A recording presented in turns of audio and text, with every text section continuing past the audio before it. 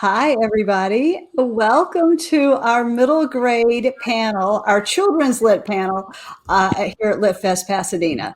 I'm Dana Middleton. I'm a member of the planning committee. You just saw me, raising money with my husband.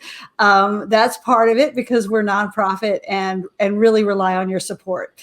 Today, I am so excited to have these three wonderful middle grade authors with us.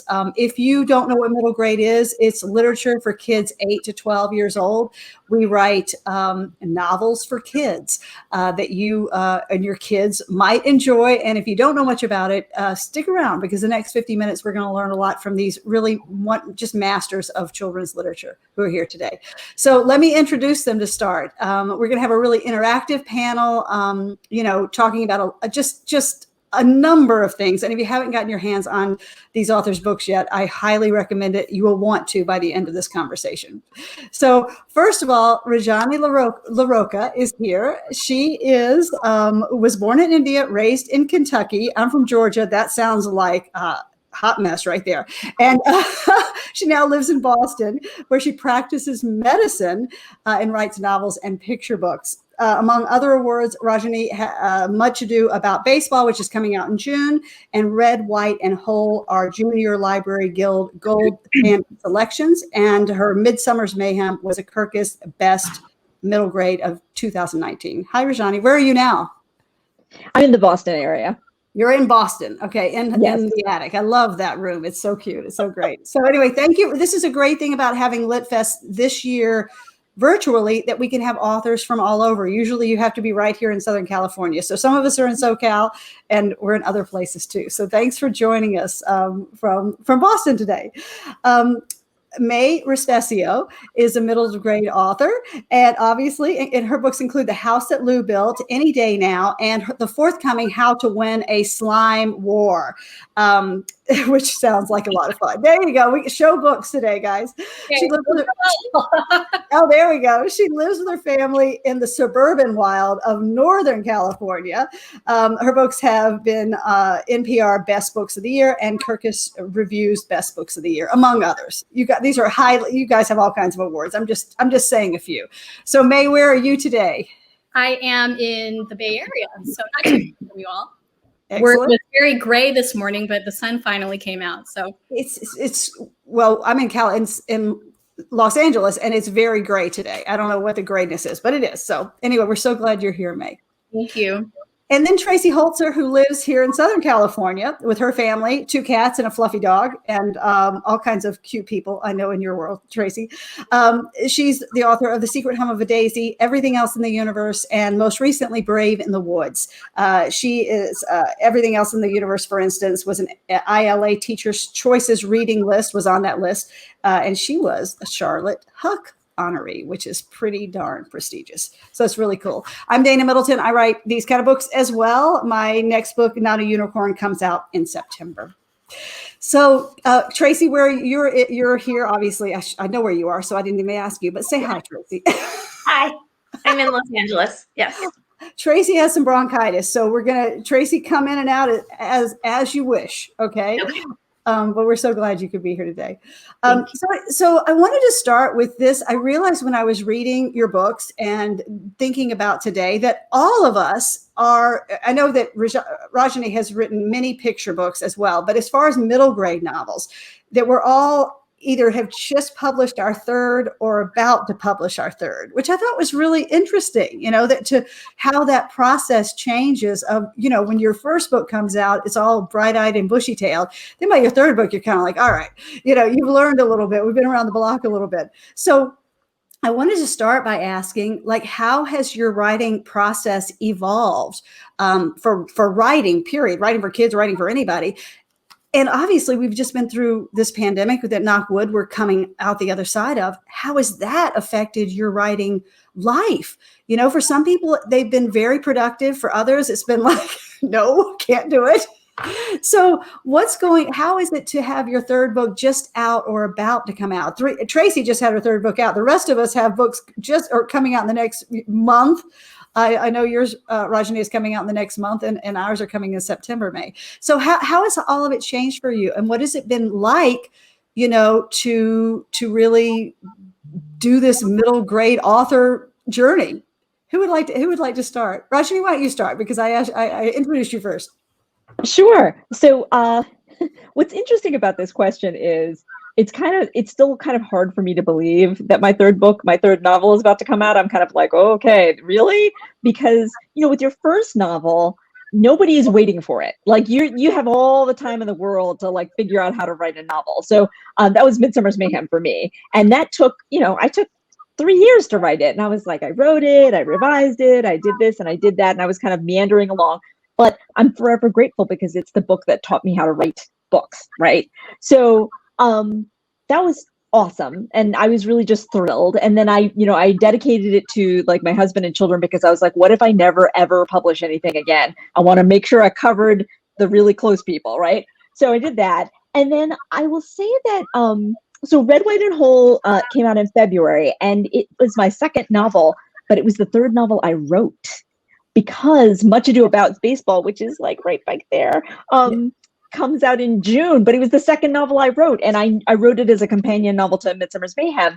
And it's dual point of view. I'd never done anything like that before. And I got to tell you, I struggled mightily with it. I was like, I don't know what I'm doing. I told my critique group, who said that I knew how to write novels? I was like, clearly I'm just a fake. Yeah. It took a lot for me to figure out how to do that. And the secret to writing that novel ended up being coming up with a synopsis that I liked. And I used to be very anti-synopsis, but then I was like, oh no, if I can figure out the synopsis and it holds together for me, then that means I can write the whole thing.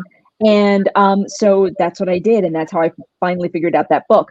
Red, White, and Whole was my like Friday night date while I was writing my second book. And I like allowed myself to think about it one night a week because I had to finish that other book first. And it kind of coalesced in my mind and like sat there for a long time before I wrote a word. And then when I finally turned in my other book and I had time to write it, it like poured out of me in like 6 weeks. I'd never experienced anything like that before. And I, interestingly, it came out before the other novel because, it's with a different publisher. So I will just say that like, that was an interesting journey for me because I feel like every book is just a different thing, different entity.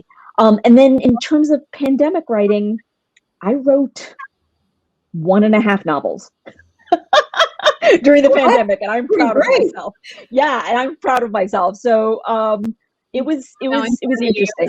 But the thing is that fear is a really great motivator too, because I was under contract for a second novel, and I was like, okay. And even though it was hard, like terrible things were happening, I was very busy at work, very busy with family stuff. I was like, I got to do it. And so I did it. And at the end, the writing pace accelerated.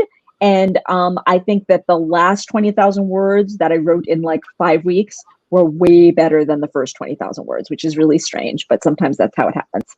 So there's probably a very long answer to your question, but it is. I do agree with that idea. The pressure of the second book. When you are unpublished, you have this time and space to write from your heart, and nobody cares. And then when you have a deadline, it's so different.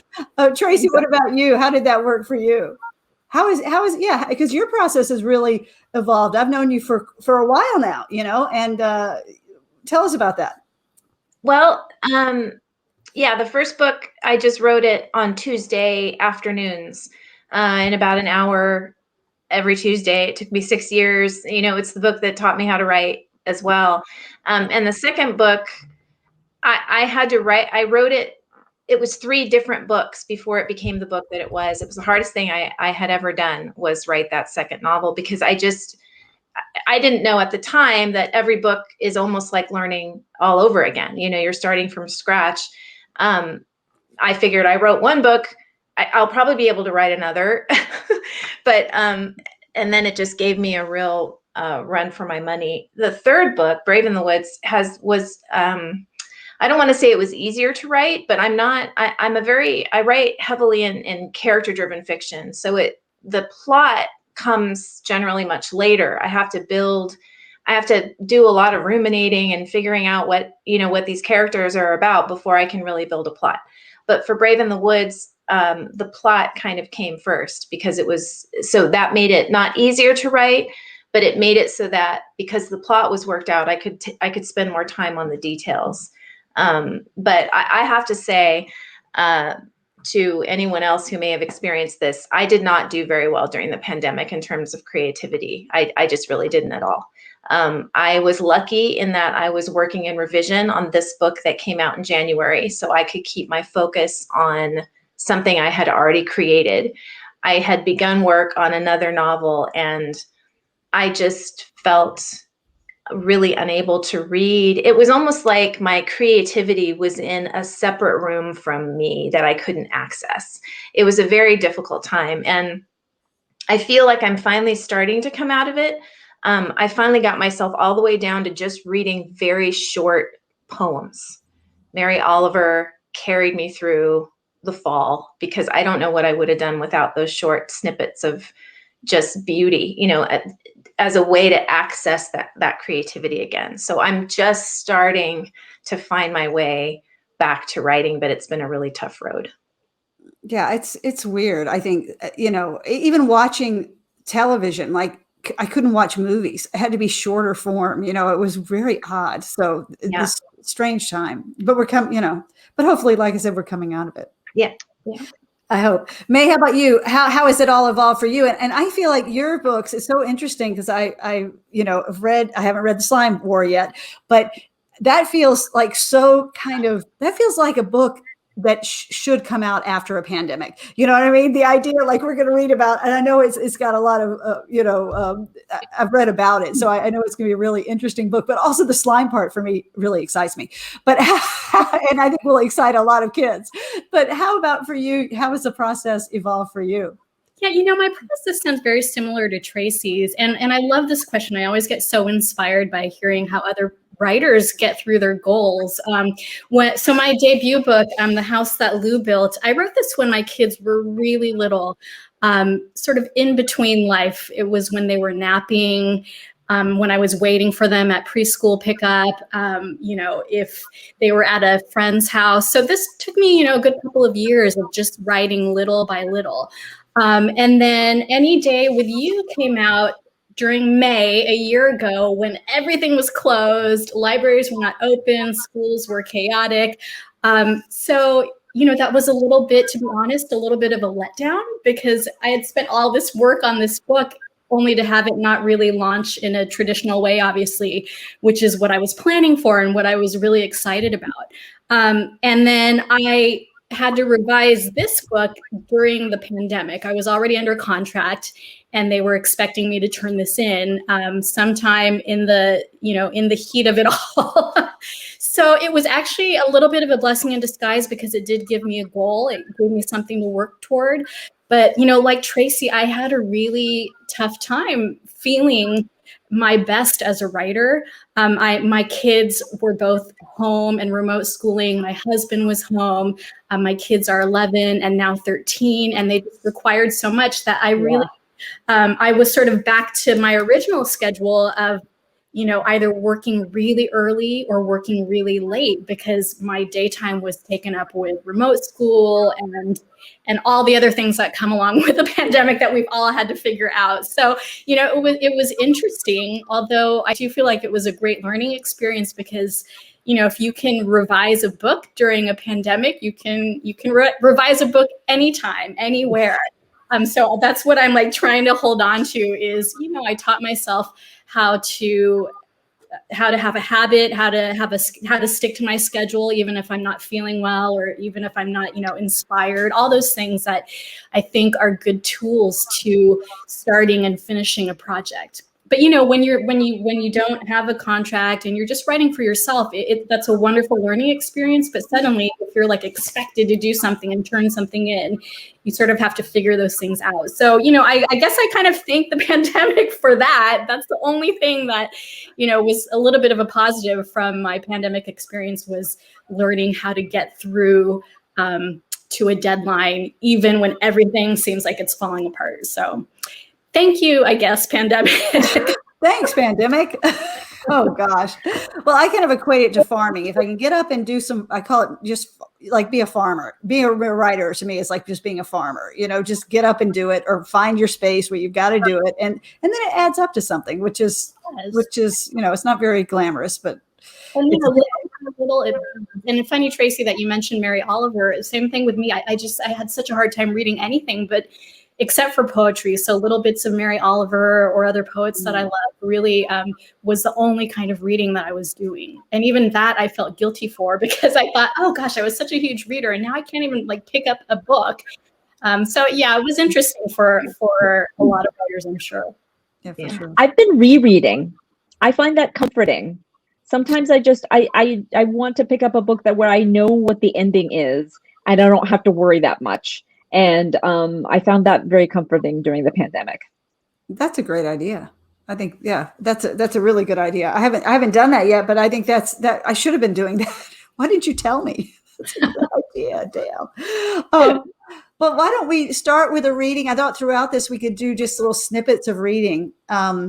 Tracy, would you like to start? Sure. I'll read. Read from? I'm going to read from Brave in the Woods. So this is a story about a 12-year-old Juniper Creedy who believes that she is descended from the Brothers Grimm, and their family has been cursed. And she sends herself eventually on a quest. She hopes to break the curse, but it's actually a contemporary story. So a lot of what the story's about is the stories that we tell ourselves about ourselves and how much of that is true. So this is chapter 1. It's called Velvet Bones. Juniper felt it when her brother disappeared. She was certain of this. Oddly, her lungs didn't go all wonky the way they sometimes did when bad things happened. Like a hive of bees was inside her chest, using every bit of her breath with their buzzing and swarming. That feeling would come later. Instead, when she startled awake at 2:37 in the morning on July 6th, 11 and a half hours behind Afghanistan time and the explosion that started everything, she had the astonishing feeling of antlers growing in. So much so that she jumped out of bed and switched on the twinkle lights above her mirror to make sure she wasn't turning into a woodland creature out of a fairy tale. And there, clear as her startled expression, she saw them. The fierce velvet antlers of a black-tailed deer. Then they were gone, leaving Junie to hope she'd been dreaming, or she'd lost her marbles, or both. Either would have been better than the third possibility. Junie climbed back into bed alongside Penelope the foster cat and told herself it was her imagination, because of course it was. Her grandmother Anya had been reading to Junie, Connor, and their father before them the fairy tales of the Brothers Grimm for as long as she could remember. Anya wanted them to understand the truth in the fairy tales, as gruesome as they were, so they might be prepared for life's twists and turns. Honest stories, Anya had reasoned, helped people make sense of the world as it really was, instead of the way everyone wished it would be. But Junie believed Anya's motivation went deeper than that, even if she would never admit it properly, because if their family legend was to be believed, they were cursed. Dad didn't believe in the Grimm family legend, that the descendants of Jacob and Wilhelm Grimm were cursed to endure the worst of the treacherous fairy tales, penance for crossing a witch once upon a time. He liked to point out how no one in their family had ever fallen asleep for 1,000 years, or married a king, or eaten a poison apple, or been turned into a frog. And that while that was all technically accurate, Junie had often wondered if it was the spirit of the fairy tales that had haunted them more than the literal tales themselves. Their family was, after all, prone to extreme luck, both good and bad. No one knew this better than Junie. Oh, yay. That's so good. So beautiful. That's terrific. Thank you so much, Tracy. I'm glad your voice made it. That's important. I know. It made it. We did it. Hooray. Well, in a minute, we'll do some more of this, but let's go back into the kind of conversation, because I think that opens it up. What I loved about reading your books, other than just loving reading your books, they were just amazing. That's like, what kind of word to say, but I just enjoy them so much. But one of the things that really stuck out to me, and it came up in what you were reading, is Anya is the grandmother who has, I love how each of you wrote grandmothers, great grandmothers, aunts, parents. Every one of you has shared family stories of people who have come to America from India to the Philippines to Italy, and how rich that is. I mean, really, just how you would write the specifics. And one thing that I got from everybody was food. Culture is food. They're getting into this food of what people eat and how they eat it was so interesting to me to write. I mean, to read. But so I wanted to talk about that a little bit, discussing family. How is family obviously has influenced, your writing. But what is it that makes how juggling family and putting it together on a page, by the way, that where I did not ever get lost, and there are lots of characters in some of these books. So what does it mean to you to bring your families into your books? And are these your families, or do you just kind of leap off, or do you use your family as a springboard? Who'd like to start? I'll jump in just because. So I just read this one, which has a very distinct grandmother character who plays a role throughout the whole story because she believes in the curse simply because of her own childhood experiences. So it's a little bit about generational trauma and some of that too. But I think the story you might be referencing is my middle one, which is Everything Else in the Universe. This one. Well, but both of them. Yeah. I mean, this one is more based on, because I have a German side of my family. This is the Italian side. I was raised in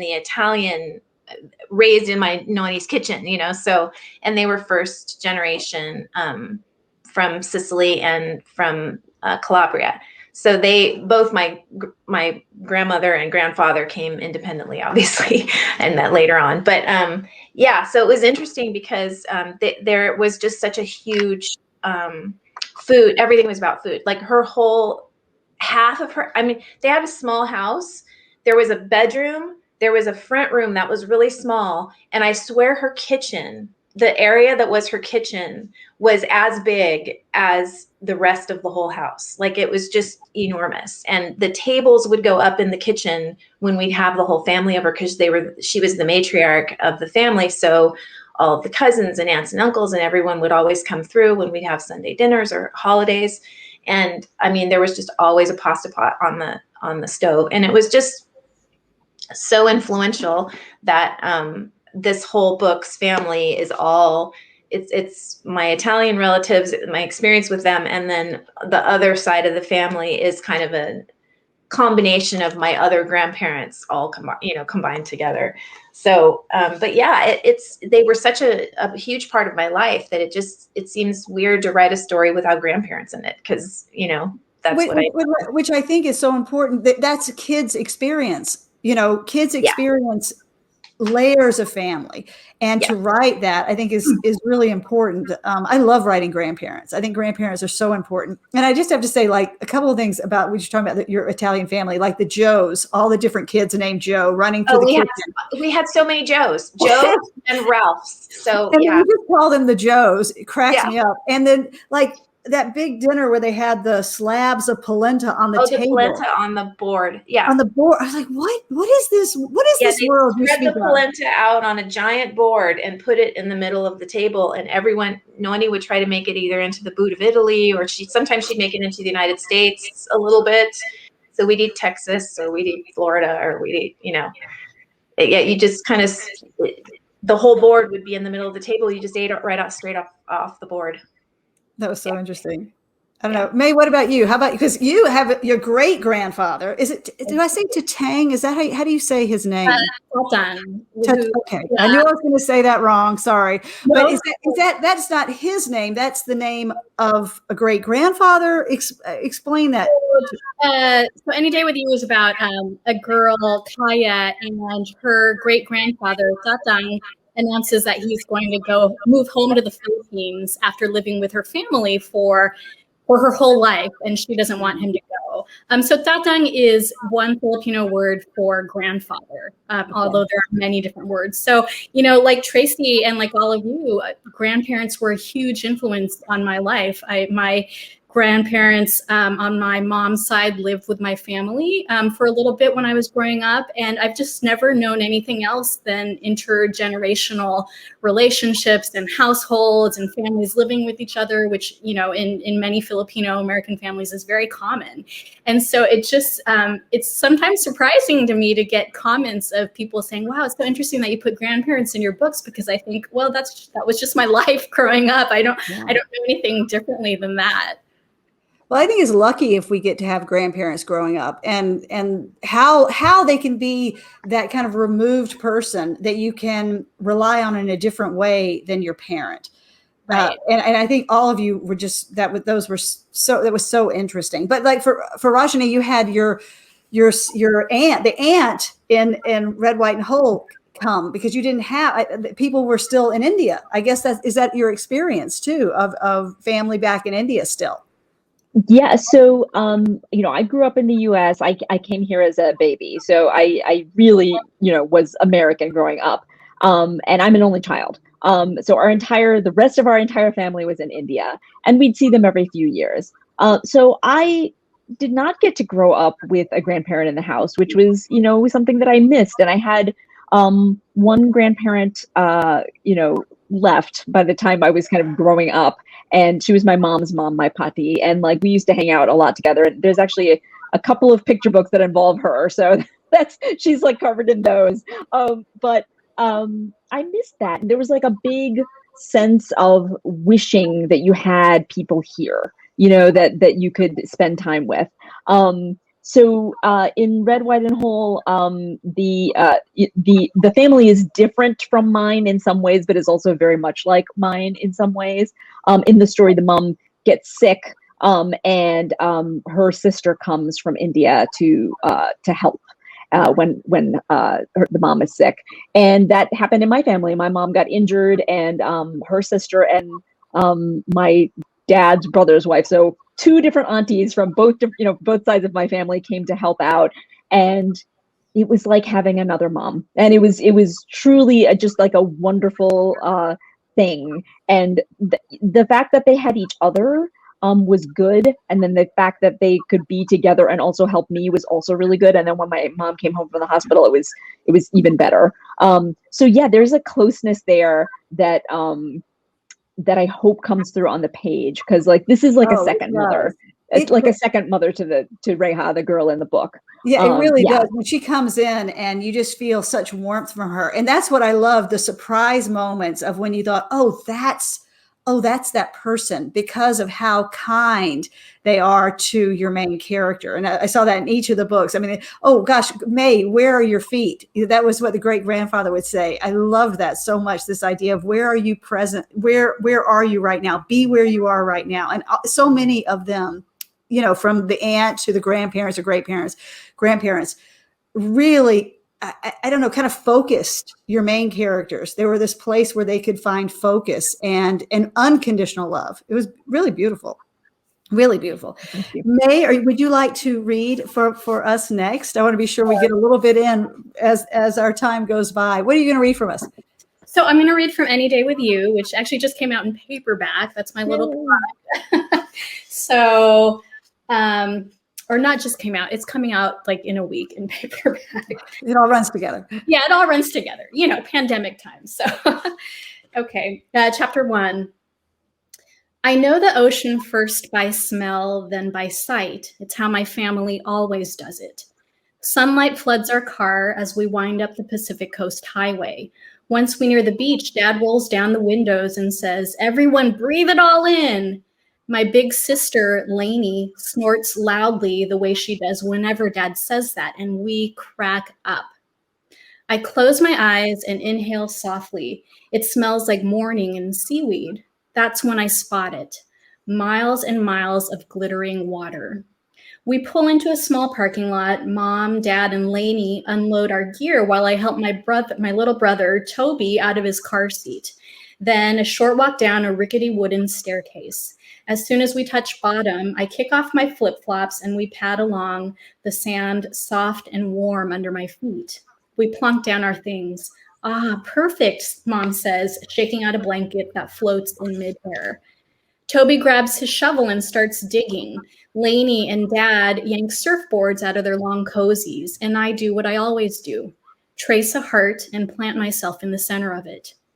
Around us, the beach is already packed with colorful umbrellas, kids building castles, and surfers bobbing in the distance, waves lapping gently. Among all these people, I'm a dot and nothing more. I imagine a movie camera looking down on me, then zooming out, out, out, as wide and far as it can go until it reaches 1,000,000 miles away, and I dissolve into a small blue marble, the Earth. I'm not sure why it's called Earth instead of ocean, since most of our planet is covered by water. I learned that from Tatang, my 90-year-old great-grandfather. He feeds facts to me like candy. Tatang taught middle school and knows everything. In his younger days, Tatang used to swim and free dive in the Philippines, where he grew up. He'd come across animals like the psychedelic frogfish or the blue-ringed octopus, so wondrous they seem more like mythical creatures from the Filipino folk tales he loves to tell. I've looked them up to try to sketch them, but I'm sure it's not the same as seeing them up close. So I'll stop there. I mean, it just goes on and on, but yeah, that's a little snippet of Kaya and Tatang. And, it takes place in Los Angeles, and the rest of the premise is that she doesn't want him to leave to go home to the Philippines, so she and her friends make a movie about the Filipino folklore that Tatang loves to tell her, and then they enter it into a contest. And I thought that was such a great way to get that folklore that you grew up, obviously learning, into this modern story by having by coming out with the film and everything. It was terrific. It was really wonderful book to read. Thank you for sharing that. All of you, something that is a theme in all your books as I was reading, because I didn't know this to begin with. First of all, I got to say, Rajani, how in the world did you write all those kids in Midsummer's Mayhem, all those siblings when you're an only child? We don't have to go there right now, but I'm like, you just told me you're an only child. I have a hard time believing that. But one of the things that you all talk about is loss, this idea of loss for children. And you do it so well, but why is that? A lot of people say, well, why would you want to write this for a kid? Like what? Yeah. Why basically? Why is it? And going back to what you just read, Mae, the whole book is about impending loss. And whether it's, a mom getting sick or a sibling dying, like in Tracy's book, or we don't know, missing, and all these different things like this. What draws you to loss, and how in the hands of a middle grade writer do you make loss work for that audience? Mae, since you just read, you want to try to tackle that? Well, I don't think that there's anything that's off limits in a kid's book. I really don't. I mean, loss, death, divorce, those things, as long as they're handled appropriately and with a bit of hope, I think are totally appropriate for kids' books. And for me, loss really signifies the theme of connection, of trying to figure out what that means in your life. For kids, loss, even just like a small loss, it's their whole world. And that's something that I've seen in my own kids. And I think that's the thing that I really started off with and wanting to explore. And for me, my intention was that Kaya learns how to get through loss in her own way, and by leaning on her friends and her family, to get her through. So it's interesting because, when I read a lot of middle grade fiction, a lot of these themes, even though the premise is totally different, are the same of, connecting to your family or connecting to the people that you love and finding your journey. And I think loss is just one way that a kid can find her journey. That's so interesting. On the questions I wrote down, I said loss and connection, because that's what they see. So you said exactly what I was thinking, because that's really what it is. It's navigating this loss. And so often in these stories, Rajani, for instance, is about having to grow up too early, right? Mm-hmm. Loss is a way in which kids have to grow up so early, so fast, and take on responsibilities they really shouldn't or aren't quite ready for. Did you find that, especially in Red, White, and Whole? That wow, that's a really, I thought it was a hard book to write. I mean, a hard book to read in some ways, but so poetic and so beautiful, written in verse. Why did that resonate with you? Well, I will say that I sometimes I put loss in books that I write for middle grade readers because children experience loss. I mean, that's just the truth, right? We can't protect them from everything. Sad things happen, and happy things happen, and sometimes they happen at the same time. And children are very resilient. So the thing I love about writing middle grade is that you can take a story that is about somebody dealing with something extremely difficult and still have lighthearted moments, because that is the way children function, right? They can be going through something horrendous, but they can still connect with their friends and listen to a song on the radio and feel happy about that for a moment. And then the other thing is that, loss is part of the human experience, right? If we love, we risk loss. And children love with their whole hearts in such a beautiful way. And so I feel like if I'm going to write a story, it has to tell some part of the truth. And even when the story is made up, even though it's all fiction that I write, that it has to have an emotional truth. And that's what I try to do. And, the good thing is that as an adult writing for children, you can write it and point out that there is life beyond loss, and that there is hope beyond loss. And hopefully that will help young readers who are going through something, and give young readers who haven't experienced, big loss yet in their lives some empathy for those who are. That's a great way to say it, because I love how you said how, kids like have these big old open hearts, right? They haven't closed them down yet. And so to just get into that heart and to let us experience that and let kids experience that is a gift. Tracy, too, you write about loss as well, and connection, big time connection, all of you. And I realized I didn't even think about it until this morning. Oh, there's war in both of these. You write about the repercussions in families of war, and I don't know if there's a reason for that, or if that was how it just happened. But yeah, the loss and connection is definitely in your books around this idea of somebody being far away and being harmed or missing or whatever it is.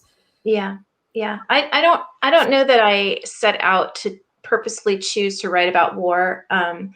My dad served, but didn't participate. He served during a time where we weren't at war. So, but for everything else in the universe, that was driven largely by his disability. It's a different disability than the dad in the book, but that was sort of where I drew that experience from. I think kids, their childhoods are filled with loss, even if no one dies, because you're losing your childhood one step at a time as your brain grows and you learn more, and, you have to let go of childish ways of thinking, and those things can all feel like loss, I think. So I feel very much like writing for young kids is a vocation where we can help them negotiate the bridge, between childhood and growing up a little bit. I love writing about that time in a child's life, when they are learning that they're not the center of everything anymore, that there is a bigger world out there, that their parents have faults, that the imperfection that is in their families, and how do you answer for that? How do you move through it when things are not as they should be? The book I'm working on now deals with alcoholism, and how that's such a tricky subject. But I think Mae was saying, I don't think there's any topic really that's off limits for a young audience, because so many of those kids are dealing with that and more, and much more. So they should be able to read about themselves and their circumstances in a book. I know when I was a kid, I had a lot of really tough stuff happen. And one of the things that was helpful to me that I didn't realize at the time until I got older was the ability to cry over fictional characters, the catharsis that came from grieving the loss of something in a story. It almost felt like I was emptying a well inside myself, you know, that I didn't realize I'd been carrying around. Because I think a lot of times kids, you know, they are so resilient, they don't really understand the depths of the things that have occurred, right? Maybe the traumatic experiences or the things that are really bad. It's sort of like you just have this different way of looking at it as a child. And so the depth of it sometimes doesn't occur to you or come to you, or the grieving that you have to do for it doesn't happen all at one time. And reading books helped me through the process of those things, and it helped me feel things. So I feel very much like that is always where I want to be when I'm writing, is in feeling those things. Well, and also I think all of your characters to some degree is trying to fix an unsolvable problem. You know, Right. they can't fix it. They can't get what they want. They can't make it right. And that journey of I've got to change it to acceptance is really, I think, useful for kids to read, because it helps build a certain amount of resistance and understanding that it's okay to accept what is, even when things aren't what you want them to be. You guys did that really beautifully. Rajani, would you like to read to us, please? Sure. What are you going to read? What are you going to read for us? I'm going to read from Red, White, and Whole, which, as you mentioned, is a novel in verse, so it's written in free verse. It is set in 1983. It's about a 13-year-old girl named Reha, who feels torn between the worlds of her Indian immigrant parents and their community, and her friends at school and 80s pop culture. And, you know, like most teenagers, she likes to listen to pop music, watch MTV. And for the first time ever, she wants to go to a middle school dance because she kind of, for the first time ever, has a crush on somebody. But her parents, and especially her mom, feel that this isn't really suitable for a girl her age, and there are better things for her to be doing. Then her mom is diagnosed with a kind of blood cancer, leukemia. And Reha feels very guilty about being worried about these different worlds when she should have been focusing on her mom. And she thinks that if she can just become the perfect daughter, the daughter that her parents want her to be, that she can somehow save her mom's life. So it's in poems. So I'm going to just read a few poems for you. Cool. This is the opening poem. It's called Two. I have two lives, one that is Indian, one that is not. I have two best friends, one who is Indian, one who is not. At school, I swim in a river of white skin and blonde hair and brown hair and blue eyes and green eyes and hazel, school subjects and giggles about boys, salad and sandwiches. And on weekends, I float in a sea of brown skin and black hair and dark eyes, MTV music videos and giggles about boys, samosas and subjis. In both places, I have gossip and laughter, music and silence, friendship. But only in one place do I have my parents. This one's called Girls Just Want to Have Fun. That's what the song says, with a catchy melody that makes you sway back and forth. It's 1983. I'm 13. I just want to be like everyone else, to fit in, to have fun. I want to free my hair from this ponytail, this braid, toss it over my shoulders to unfurl in curly glory. I want to chew gum, wear cheap earrings, tight jeans, short skirts, roller skate, holding hands. I want to wear a drop waist dress to a dance. I want to have fun. We are different from Americans, whispers Amma's voice in my head. We work hard, we dress modestly, we focus on what is important to succeed. That is why we came to this country, and we won't waste our opportunity or change who we are. I listen to my mother. Always. But I am American. I was born here. It's the only home I know. So I'm caught between the life I want to lead and the one she thinks I should. And then let's see. I think one last one. Here we go. Hold on. Sorry. Okay, this one is called Courtly Love. Pete is my partner in English. We're reading The Sword and the Stone, and we're required to discuss courtly love from medieval times to learn about the society that King Arthur would be ruling.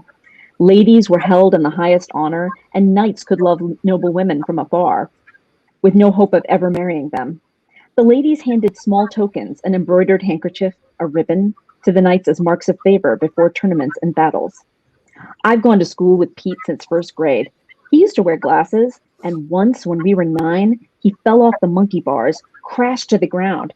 His glasses broke and cut his cheek just underneath his eye. He stood with blood dripping down his face and calmly walked to the teacher. He never cried out. He never cried, never even cried out. But the world began to buzz around me, and I had to look away. I was afraid of him, because what kind of creature could bleed from his face and not make a sound? This year, Pete's glasses are gone. He switched to contact lenses, and if I look closely, I can see a tiny scar high on his cheek. Pete's eyes change colors with the day and his shirt and his mood. His eyes are blue, but on a cloudy day, they match the sky. When he wears green, I see bits of yellow swirling. When he's arguing a point in class, his eyes look purple. Then I stop and remind myself not to stare, which is hard because Pete is my partner in English. Yay. So great. Thank you for sharing, all of you. Thanks, Rajani.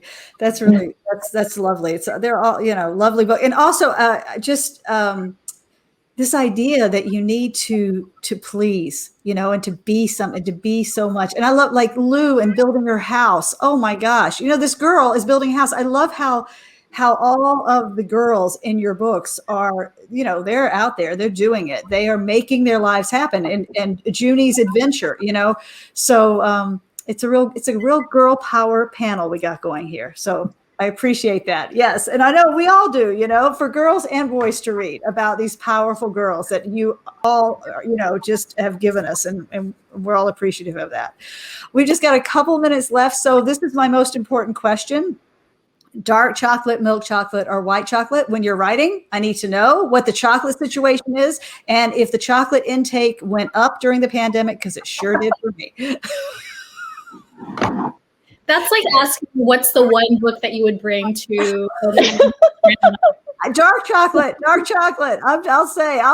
make a stand. Okay, I'm milk chocolate with caramel inside. Oh, nice. Oh, I'm with you, Mae. I'm totally into the milk chocolate, and I do love caramel inside too. I know that dark chocolate is like the right thing to say because of the antioxidant situation, but I still have to. My heart goes with milk. Yeah, milk chocolate, and I like toffee in the milk chocolate. Yes, we should clearly have a party. My editor sends me milk chocolate with toffee in it when we're revising. She sends me the manuscript with the chocolate. Not last year. We didn't do it by hand last year. Everything was online, of course, but in books past. So yeah, Mae, I think I got this question because I saw you someplace online talking about chocolate. Is that right? I'm always talking about chocolate. It's like a crutch when I'm having a bad writing day. Where's my chocolate?